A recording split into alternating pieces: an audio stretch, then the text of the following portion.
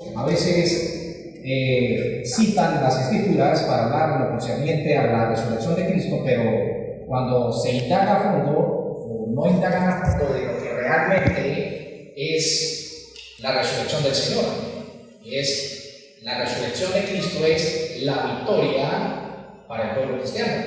Si la resurrección de Cristo está ausente, pues lamentablemente no tenemos esperanza, por lo cual seguimos muertos en nuestros delitos y pecados. Te voy a invitar a que abran sus Biblias, ¿sí? En 1 Corintios 15, versículos del 1 al 11. Lo pone la hermana ahí en el reflector. 1 Corintios 15, versículos del 1 al 11. Dice la palabra de Dios, en el nombre del Padre, y del Hijo, y del Espíritu Santo. Me dicen amén cuando lo tengan. Amén. Y dice así. 1 Corintios, capítulo 15, versículos del 1 al 11. Dice el apóstol Pablo, escribiendo a la iglesia de Corintios, inspirado por el Espíritu Santo, dice: además os declaro, hermanos, el evangelio que os he predicado, el cual también recibisteis, en el cual también perseveráis, por el cual asimismo, dice el apóstol Pablo, si retenéis la palabra que os he predicado, sois salvos, si no, creísteis en vano. Porque primeramente, dice el apóstol Pablo, os he enseñado lo que asimismo recibí, que Cristo murió por nuestros pecados conforme a las Escrituras, y que fue sepultado y que resucitó al tercer día, cita otra vez, conforme a las Escrituras, y que apareció a Cefas y después a los 12. Después apareció a más de 500 hermanos a la vez, de los cuales muchos viven aún y otros ya duermen. Después apareció a Jacob, después a todos los apóstoles, dice el apóstol Pablo, y al último de todos, como a un abortivo, me apareció a mí. Porque yo soy el más pequeño de los apóstoles, que no soy digno de ser llamado apóstol. ¿Por qué hace esto Pablo? En lo que dice, porque perseguía la iglesia de Dios, pero por la gracia de Dios soy lo que soy, y su gracia no ha sido en vano para conmigo. Dice el apóstol Pablo, antes he trabajado más que todos ellos, pero no yo, sino la gracia de Dios conmigo. Porque sea yo o sean ellos, así predicamos y así lo habéis creído. Hermanos,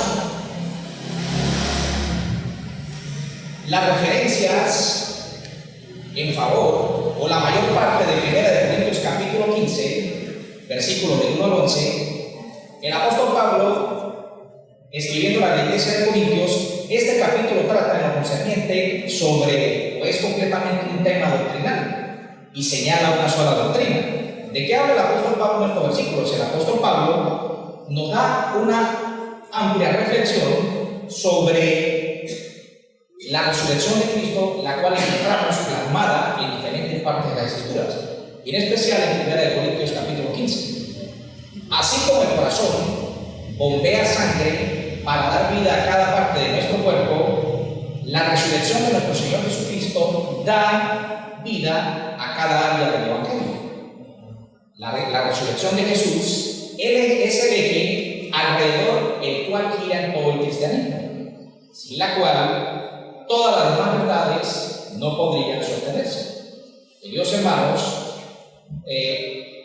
sin la resurrección, o sin la resurrección del Señor, el cristianismo solo sería un conjunto de pensamientos nostálgicos, lo cual ocuparía un conjunto de filosofías humanas y educaciones religiosas. La resurrección de Jesús es el punto central de las otras verdades enseñadas por nuestro Señor Jesucristo. Dice la Escritura que el Señor dijo a sus discípulos en Marcos 8:31, dice que le era necesario al Hijo del Hombre padecer mucho y ser desechado por los ancianos, por los principales sacerdotes y por los escribas, y ser muerto y resucitar al tercer día. La palabra de Dios también dice, Jesús diciéndole a sus discípulos, Jesús les decía: yo soy la resurrección y la vida. El que cree en mí, aunque esté muerto, vivirá. Los primeros sermones predicados después de Pentecostés, encerrada en el libro de Hechos, estos sermones, o ambos, se enfocaron en la resurrección de Cristo. Debido a la verdad de la resurrección del Señor, los descorazonados seguidores del crucificado Rabí se convirtieron en los testigos valerosos y mártires que al poco tiempo después predicaron el Evangelio de la buena nueva de salvación de nuestro Señor Jesucristo por todo el imperio romano y más allá. La creencia de la resurrección de Cristo, la verdad de que en esta vida es solo un preludio a la vida venidera que disfrutarán los que confían en Cristo Jesús. Hermanos, la resurrección de nuestro Señor Jesucristo no la pudo contener la burla, la cárcel, la tortura y ni siquiera la muerte. Ninguna clase de temor o terror en esta vida puede apagar la verdadera esperanza y el gozo de una vida venidera que ya está asegurada. El verdadero cristianismo del Nuevo Testamento es la religión de la resurrección. Hay un John Locke, un filósofo británico del siglo XIII, abro paréntesis, y dice: la resurrección de nuestro Salvador es de tremenda importancia para el cristianismo, un evento tan grande que depende de ella el ser o no ser el Mesías. A causa de que es la piedra angular del Evangelio, la resurrección ha sido el blanco de los más grandes ataques por parte de Satanás a su iglesia. Mis queridos hermanos, si la resurrección queda eliminada, el poder de dar vida al Evangelio queda eliminado, como también lo es la deidad de Cristo, la salvación del pecado y la vida eterna. Dice la palabra en 1 Corintios 15, 19, que si en esta vida solo o solamente esperamos en Cristo, somos los más dignos de consideración de todos los hombres. Hermanos, tengan claro esto: si Cristo no vivió después de la tumba, tampoco puede esperar hacerlo los que confían en Él. Si la resurrección de nuestro Señor Jesucristo, como se profetiza desde el Antiguo Testamento a través de los libros de Moisés, los libros de historia, los libros de poesía, los libros de los profetas mayores y los profetas menores, dando cumplimiento en todo el Nuevo Testamento, donde se cumple en las 4 narraciones históricas que narran el nacimiento, crecimiento, predicación, muerte y sepultura y resurrección del Señor.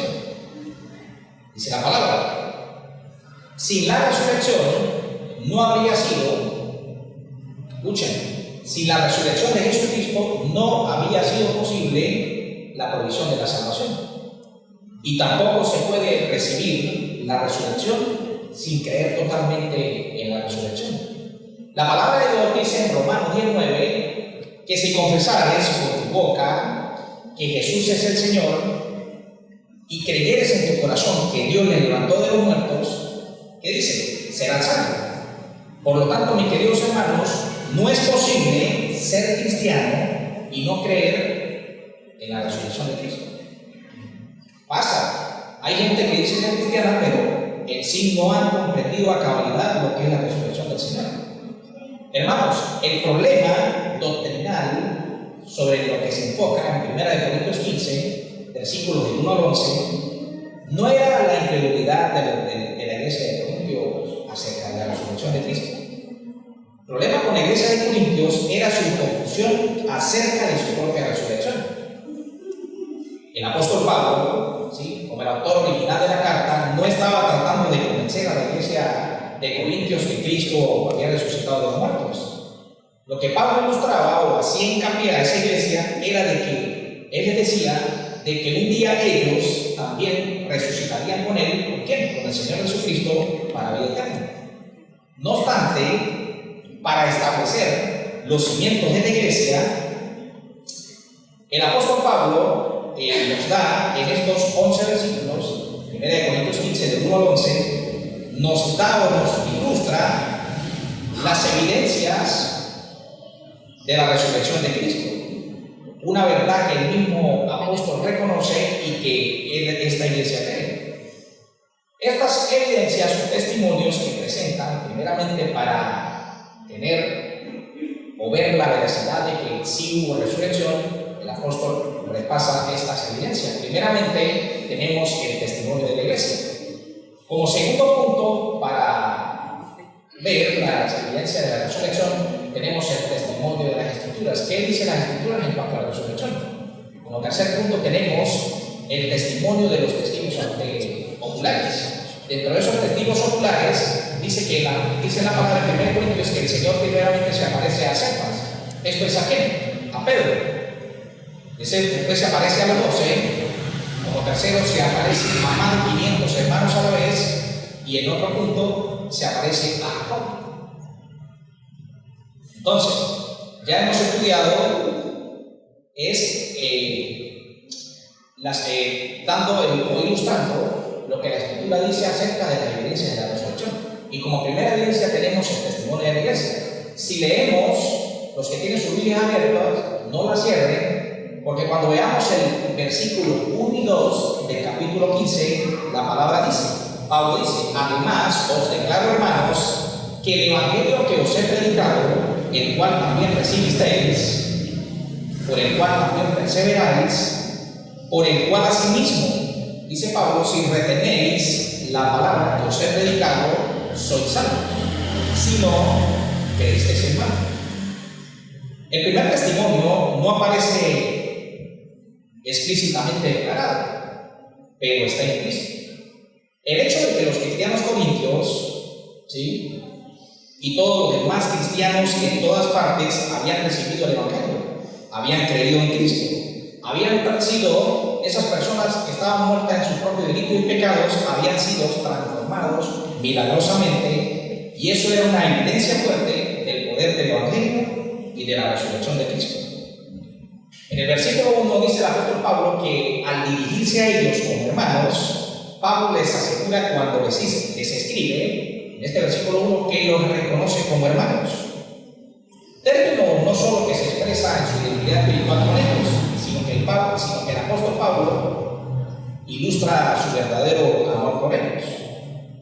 Lo que el apóstol les está diciendo, lo que está a punto de decirles, no es nada nuevo para ellos. ¿Para qué? Para la iglesia de Corintios, sino sencillamente que el evangelio que os he predicado, el cual también recibisteis.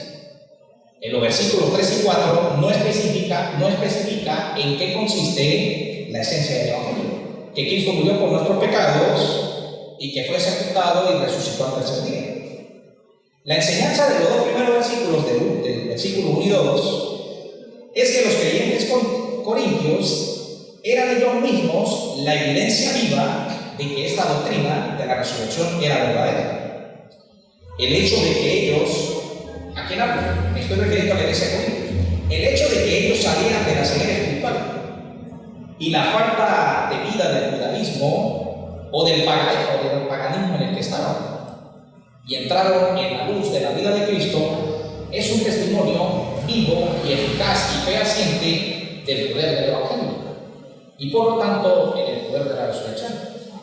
Queridos hermanos, el testimonio de ellos, de la iglesia de Corintios, que ya creían a la verdad de la resurrección de Cristo, lo que el apóstol Pablo les estaba diciendo a la iglesia de Corintios, que les había dado a través del evangelio, era sobre la resurrección de Cristo Jesús, que ellos, como dice el versículo 1, que ellos habían recibido, en el cual el apóstol Pablo les aseguraba que ellos perseveraban, y la evidencia de que perseveraban era de que eran santos, y lo liberaría del poder de pecado y la condenación.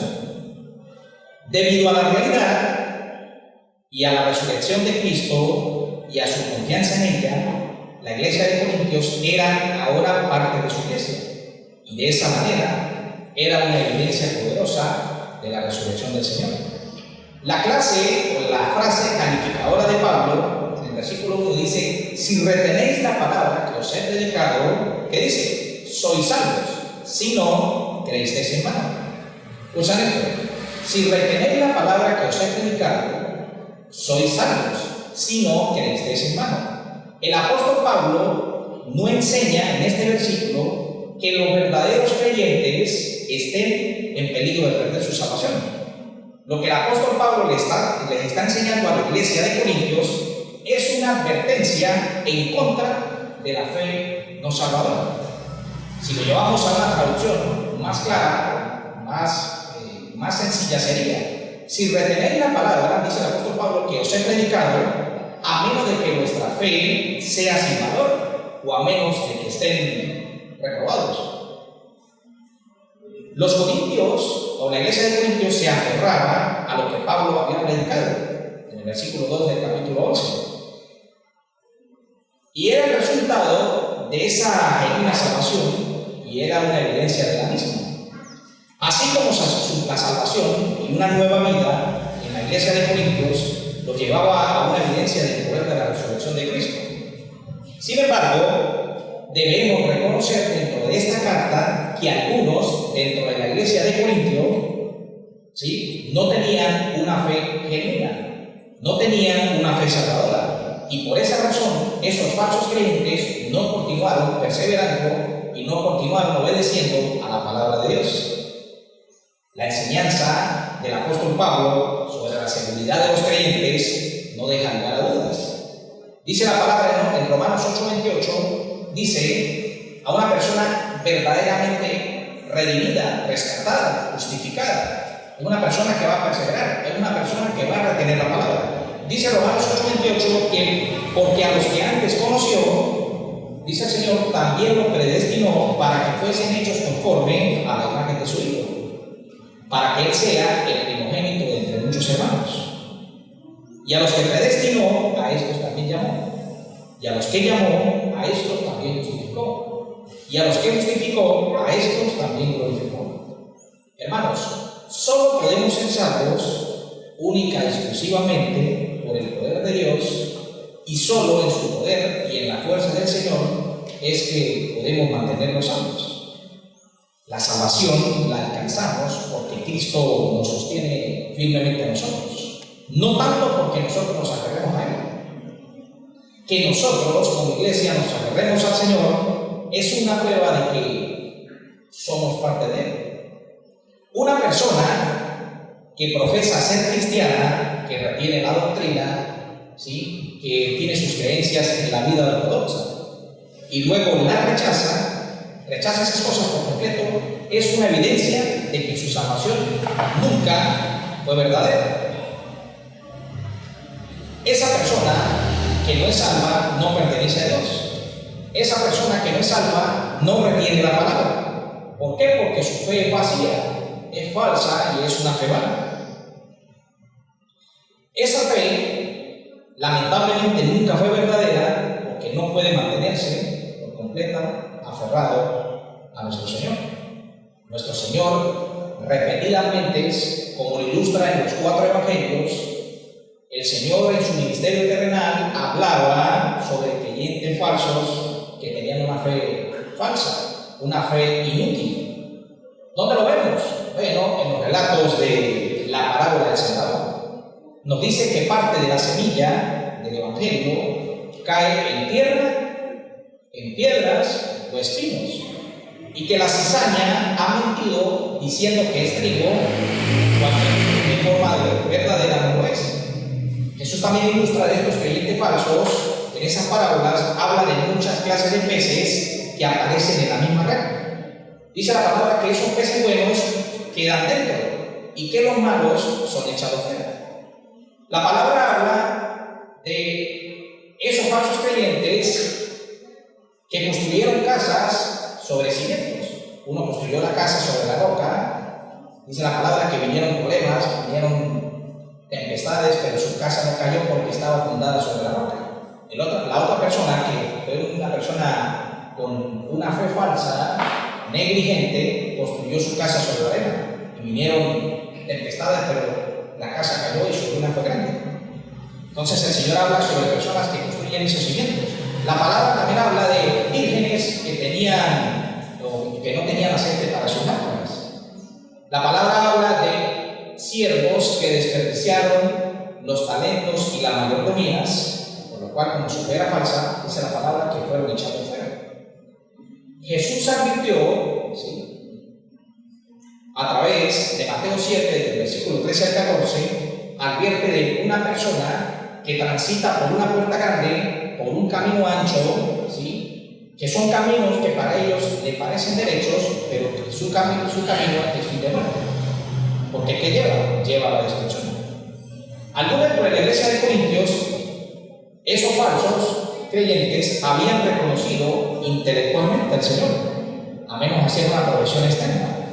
Reconocían intelectualmente el señorío, la resurrección y la salvación, pero no habían confiado en Él. Y el compromiso de estos falsos creyentes solo era de manera superficial. Creían solo como los demonios, como dice Santiago 2:19, que los demonios creen y tiemblan, no cambian. Así hay gente, la gente dice, los demonios creen pero no cambian. Esta iglesia reconocía a Cristo, pero no lo había recibido, no perseveraban en Él. Pablo les había predicado, como Jesús dijo claramente mediante las ilustraciones que he citado anteriormente. Muchas personas responden a estas ilustraciones de manera positiva, de una manera u otra del Evangelio. Pero solo, mis queridos hermanos, la fe genuina en Cristo Jesús una fe genuina resulta en salvación. Muchos tienen una fe que no sirve para nada. En Mateo 7:22 dice: Señor, Señor, o muchos me dirán en aquel día: Señor, Señor, en tu nombre hicimos milagros, en tu nombre hicimos sanaciones, en tu nombre echamos fuera demonios. Y la respuesta que se van a llevar esas personas que decían ser creyentes y no lo eran, en el día del juicio van a oír o se van a llevar una sorpresa de unas palabras horribles. Y el Señor les va a decir: apartados de mí, nunca os conocí. ¿Qué dice? Hacedores de maldad.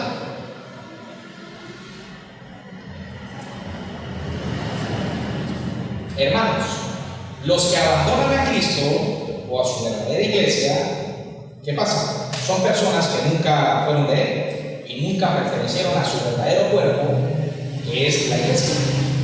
La palabra dice el Señor que los que permanecen en Él y los que retienen su palabra son mis verdaderos discípulos. ¿Qué es un discípulo?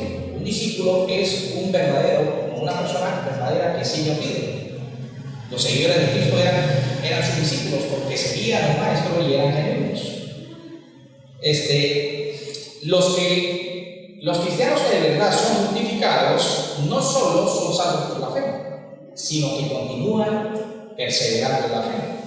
¿Por qué? Porque un verdadero redimido vive una vida de obediencia, vive una vida de fidelidad, y esas son las marcas, ¿sí? Las marcas continuas o el distintivo de un verdadero cristiano.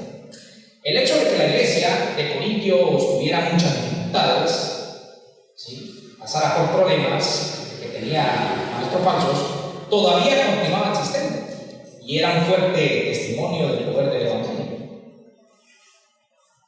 A pesar de que la iglesia tenía falsos creyentes en su asamblea, el Señor Jesucristo vivía en medio y por medio de los verdaderos santos.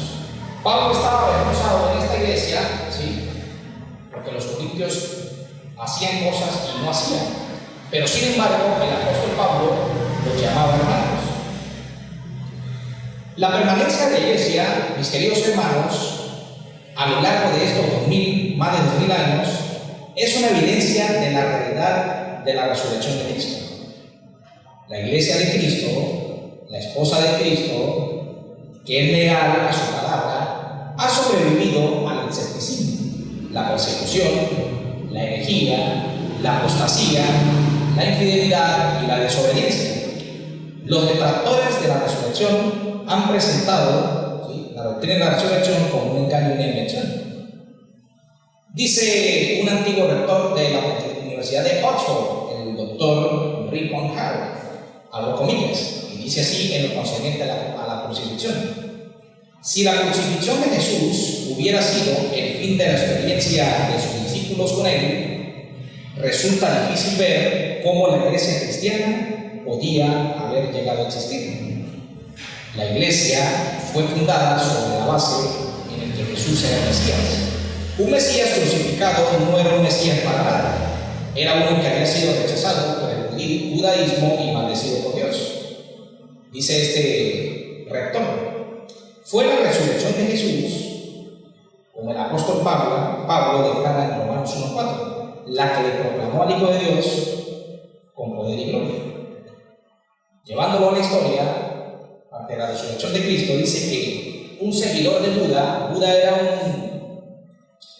era un fundador de una religión asiática llamado, pues, como comúnmente se le llama, budismo, y el fundador pues es Buda. Un seguidor de Buda escribe acerca de este religioso.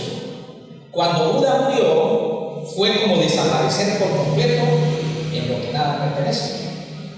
Mahoma, otro fundador que recibe en el año 600, un poco antes, una revelación de Dios en Medina. Esto es lo que actualmente es Arabia Saudita. Es el fundador de una religión que actualmente está creciendo, que se llama el Islam. Mahoma murió el 8 de junio del año 632, a la edad de 61 años. Y muchas de las personas adeptos a la religión islámica, es decir, al Islam, visitan la tumba de Mahoma cada año. Lamentablemente estos seguidores asisten a esta fiesta de conmemoración en Medina, en Arabia Saudita, para llorar a la tumba de Mahoma, pero no para celebrar su resurrección. No obstante, la iglesia de Cristo, el cuerpo de Cristo, ¿sí?, lavados con la sangre de Cristo y bautizados en el Espíritu Santo, no solamente celebramos la resurrección como en el día de hoy, que es el día de la resurrección. Celebramos la resurrección de Cristo en cada servicio, en cada bautismo por inmersión, en cada vigilia, en cada reunión de oración, en cada estudio bíblico. ¿Por qué? Porque celebramos la victoria de nuestro Señor sobre el nacimiento, la muerte, la sepultura y la resurrección. Hemos visto el testimonio de iglesias. Como segundo punto tenemos el testimonio de las Escrituras. Dice la palabra en el versículo 3 y 4, porque primeramente os he enseñado lo que así mismo recibí, que Cristo murió por nuestros pecados conforme a las Escrituras, y que fue sepultado y resucitó al tercer día, vuelve a citar, conforme a las Escrituras. La segunda evidencia de la resurrección de Cristo, fue el Antiguo Testamento, las Escrituras del judaísmo y de la iglesia naciente. El Antiguo Testamento predijo claramente la muerte, sepultura y resurrección de Cristo. Cuando Pablo dice que porque primeramente os he enseñado, se está refiriendo a que les llevó una enseñanza autorizada. No fue algo que él había originado. Lo que Pablo dijo, ¿sí?, lo que él dijo, ¿sí?, fue algo que Dios había dispuesto y ponerlo dentro de su corazón inspirado para escribir y decirles. Adopten sus discípulos al camino de Maús, Jesús les dijo, cuando iban los discípulos al camino de Maús, y el Señor les dice, o insensatos y tardos de corazón, para creer todo lo que los profetas han dicho. No era necesario que Cristo padeciera estas cosas y que entrara en su gloria. Y comenzando desde Moisés, mira lo que empieza el Señor, comenzando desde Moisés y siguiendo por los profetas, les declaraba en todas las Escrituras lo que de él decía. Cuando los judíos incrédulos le pedían señal al Señor para ver si realmente él era el Mesías, dice la Escritura, el Señor le dijo, la generación mala y adúltera demanda señal, pero señal no le será dada sino la del profeta Jonás. Porque como Jonás estuvo en el vientre del gran pez 3 días y 3 noches, así estará el Hijo del Hombre en el corazón de la tierra 3 días y 3 noches. En el día de Pentecostés, el apóstol Pedro citó el Salmo 16 y luego comentó de David, el autor del Salmo. David comenta y habla de la resurrección de Cristo. Dice que su alma no fue dejada en Hades, ni su santo veía corrupción. El apóstol Pablo también declara delante del rey Agripa, en Hechos 26, y el apóstol dice, Pablo, pero habiendo obtenido siglos de Dios, persevero hasta el día de hoy, dando testimonios a pequeños y grandes, no diciendo nada fuera de las cosas que los profetas y Moisés dijeron que había de suceder. ¿Qué decía? Que Cristo había de padecer y ser el primero de la resurrección de los muertos, para alcanzar, para dar luz a su pueblo. ¿Quién era el pueblo? A los judíos, y también a los gentiles, los que no eran judíos. Tanto el apóstol Pedro como el apóstol Pablo y Jesús siempre sacaban a relucir pasajes del Antiguo Testamento, como Génesis 22:8, el Salmo 16, Oseas 6:2, Isaías 53, que narra el nacimiento de Jesús a través de una Biblia. Estas personas citaban el Antiguo Testamento una y otra vez, sea de manera directa o de manera indirecta, o en lenguaje figurado o en lenguaje literal. El Antiguo Testamento predijo la muerte y la resurrección, la sepultura y resurrección del Señor. Ningún judío que creyera en las Escrituras tenía por qué sorprenderse. Pablo repite en estos versículos, cuando repite la frase conforme a las Escrituras, lo hacen para enfatizarle a la audiencia que lo que estaban escuchando no era algo nuevo, sino que no era contradictorio a lo que decían las Escrituras. Como tercer punto, ya que hemos hablado del testimonio de la Iglesia, hablado del testimonio de las Escrituras, tenemos como tercer punto el testimonio de los testigos oculares. Dice en los versículos 5 y 7 que el Señor se apareció a Cefas, después a los 12, después apareció a más de 500 hermanos a la vez, de los cuales muchos viven aún y otros ya duermen. Después se apareció a Jacob y después a todos los apóstoles. Ilustrando, a lo largo de la historia, el testimonio de testigos oculares responsables, sinceros, ha sido considerado como una de las formas más confiables de la evidencia en un tribunal de justicia. La tercera evidencia que Pablo aporta sobre la resurrección del Señor es de esa forma. Cita un abogado llamado St. Edwards y dice así: como abogado, he llevado a cabo un amplio estudio de las evidencias de los sucesos de la resurrección de Cristo.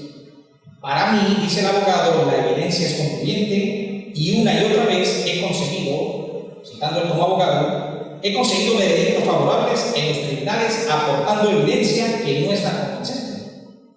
La inferencia sigue a la evidencia.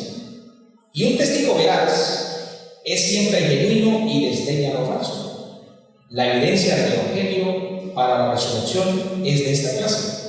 Y como abogado, la acepto sin reservas como un testimonio de hombres veraces sobre los cuales, o sobre los hechos que ellos fueron capaces de sustanciar. Ahora veamos dentro de la aparición de los testigos oculares. Primero dice el versículo que se apareció primeramente a Cefas. Es significativo que Pablo dice que Jesús apareció a los que le vieron después de la resurrección, hasta que Él no les reveló su identidad. Ni siquiera María Magdalena, los discípulos camino de Emaús o los discípulos reunidos en la tarde del día de la resurrección. Esas personas, los que estoy citando, no le reconocieron. Los relatos de cada uno de los evangelios hablan de manera consecuente de las apariciones o manifestaciones de nuestro Señor Jesucristo después de su resurrección. Ojo, hermanos, el Señor fue reconocido solo por aquellos a los que Él decidió revelarse, y no hay constancia de que se manifestara a otros que no fueran sus discípulos. Ahora, miren lo que sabe actualmente hoy, que hay personas dentro de la iglesia de Cristo que dicen hoy: llegó el apóstol Benjamín. Falso. Apóstoles son dos, apóstoles de Jesucristo son solo dos, y son los que levantaron el cimiento de la iglesia, oyendo la preparación del maestro y las doctrinas que ellos ponen en práctica. Entonces, uno de los requerimientos para el apostolado, o uno de los requisitos para ser apóstol, primeramente era el haber visto a Cristo resucitado. Ningún apóstol después de la era de los apóstoles puede decir que es apóstol porque tenía que ver al Señor resucitado. Los que están actualmente no lo han visto. Y al primer apóstol que se le apareció fue a Cefas, que esto quiere decir a Pedro. No se nos da la hora exacta de la ocasión de dicha aparición. Solo sabemos que fue un poco tiempo después, a la de su aparición a María y antes de su aparición a los discípulos al camino de Emaús. No se nos dice también bíblicamente por qué el Señor apareció primero a Pedro en forma separada, pero es posible que esta aparición fuera a causa del gran remordimiento de Pedro por haber negado al Señor. También se le aparece porque debido al el apóstol Pedro tenía un papel importante como líder entre los apóstoles y por pertenecer a la iglesia primitiva hasta el concilio de Jerusalén. El apóstol Pedro había abandonado al Señor, pero lo opuesto es que el Señor Jesucristo no lo había abandonado a él. Cristo no apareció a Pedro porque él se lo mereciera, sino porque le era necesario al Señor verlo. Ya que Pedro fue el portavoz del Señor en Pentecostés, en el libro de los Hechos, y fue una figura clave en la expansión del Evangelio de la Iglesia del Señor durante varios años. Y aparte de todo, para Pedro ser un verdadero apóstol, ¿qué pasa? Fue un principal testigo de la resurrección.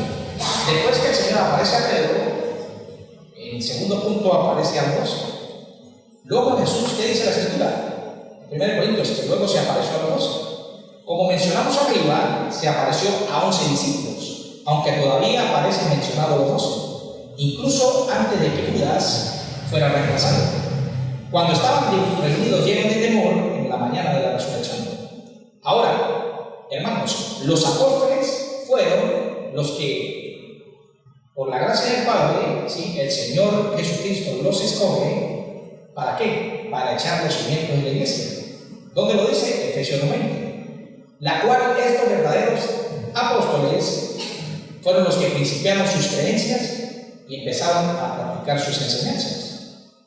Los hombres que el Señor Jesucristo utilizó para establecer su iglesia en la tierra, todos ellos vieron a Jesús en un cuerpo resucitado. Estos testigos fueron testigos fidedignos, testigos capaces, testigos sinceros y confiables del evento más importante de la historia. Aparte de aparecer a Pedro y a los 12, también se aparece a más de 500 hermanos. Después dice la palabra que apareció a más de 500 hermanos a la vez. Hermanos, la calidad de testigos específico es presentada por los apóstoles, todos los cuales eran conocidos por nombre y los podían buscar y preguntar con facilidad. La cantidad que podemos ver en los 500 hermanos que vieron al Cristo resucitado a la vez, las Escrituras no nos indican quiénes eran esas personas. Lo que sí sabemos sin duda es que ellos no eran bien conocidos en la iglesia de la Santa.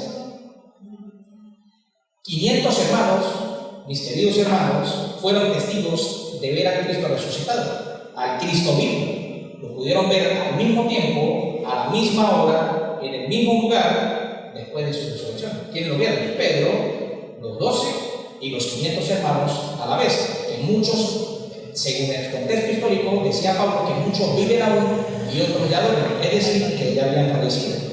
Aparte de aparecer a Pedro, a los 12, a los 500 hermanos, Jesús se aparece a ¿quién? A Jacob.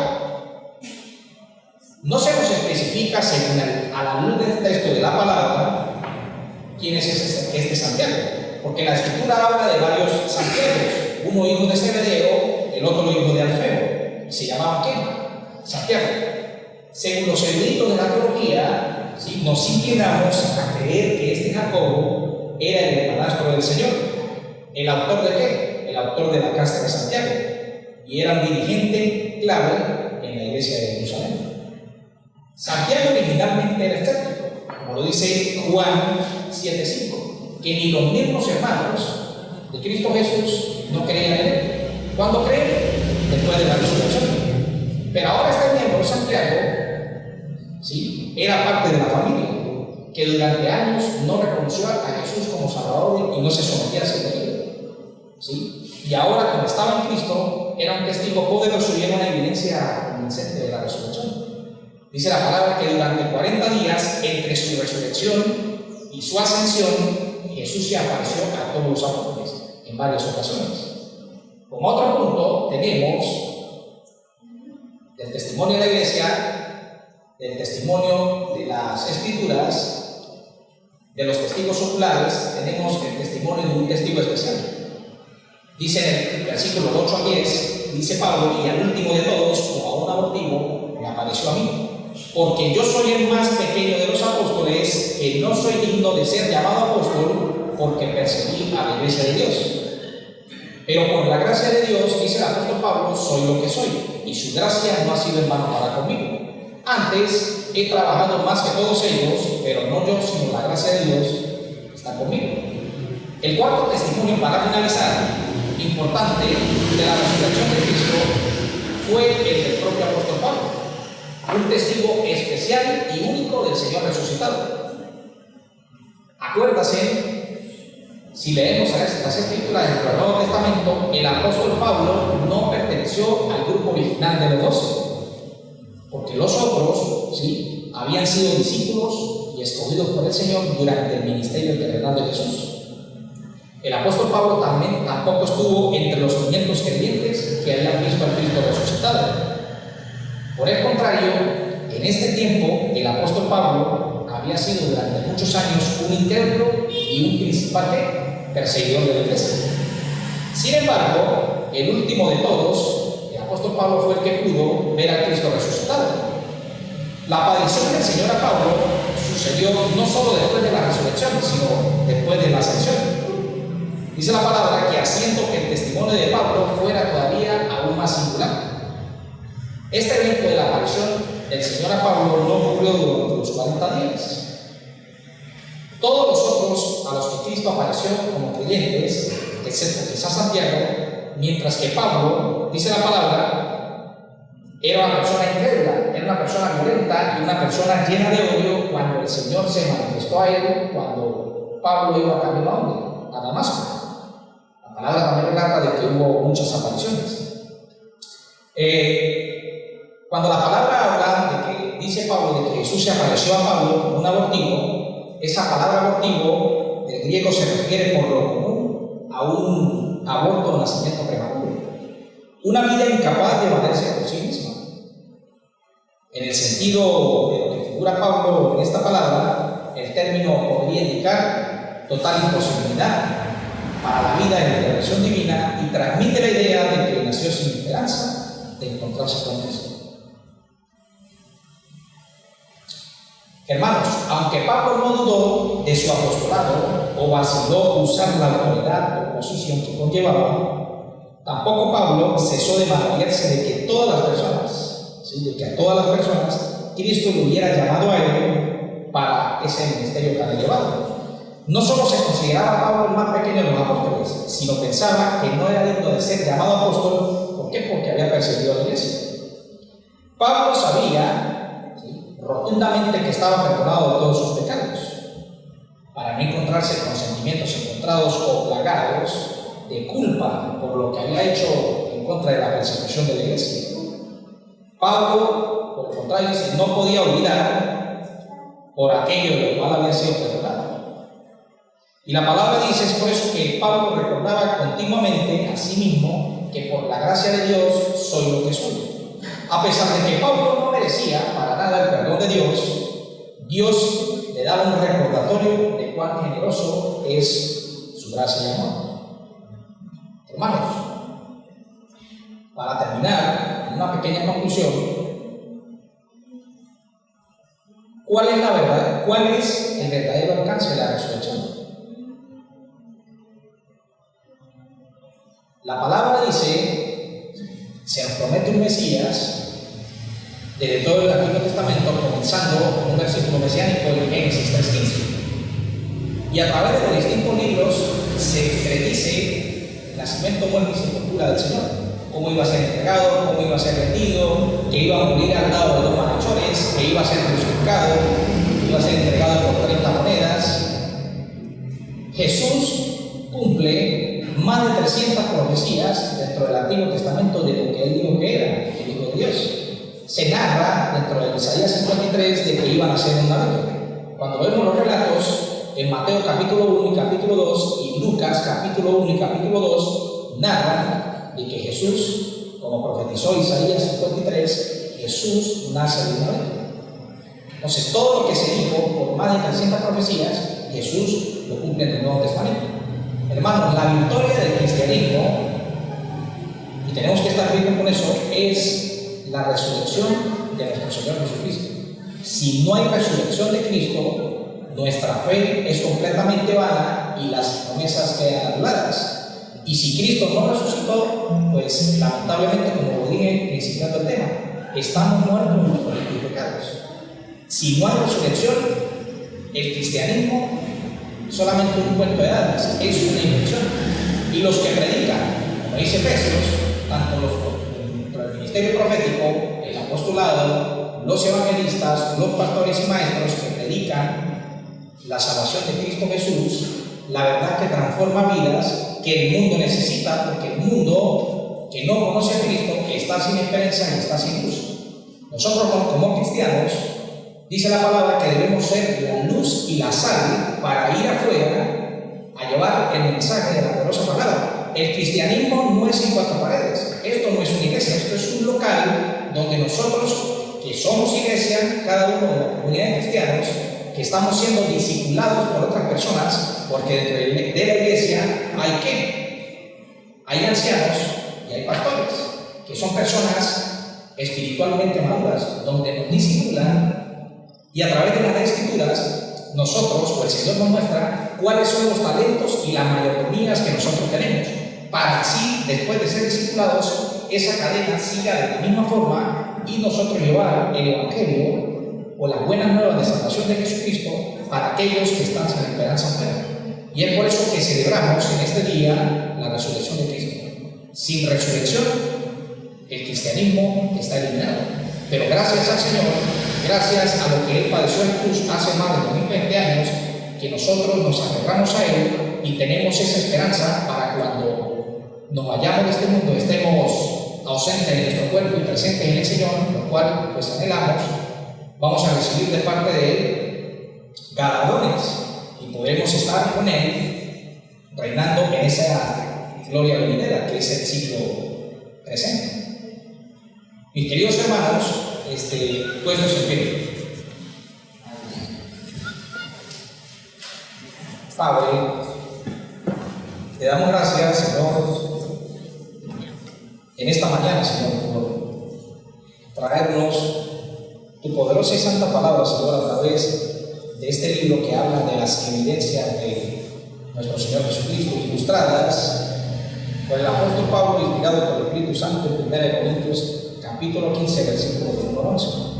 Aquí, Señor, tú nos presentas de que hay pruebas indubitables y fehacientes de que lo que tú decías desde todos los libros de la Escritura, Señor, tú lo has cumplido a cabalidad por esa victoria que tú has hecho en la cruz, que fuiste propiciación, fuiste redención, fuiste propiciación, Señor. Nos ha rescatado de nuestra manera vana de vivir. Como dice Efesios, y Él nos dio vida a nosotros cuando estabais muertos en nuestros delitos y pecados.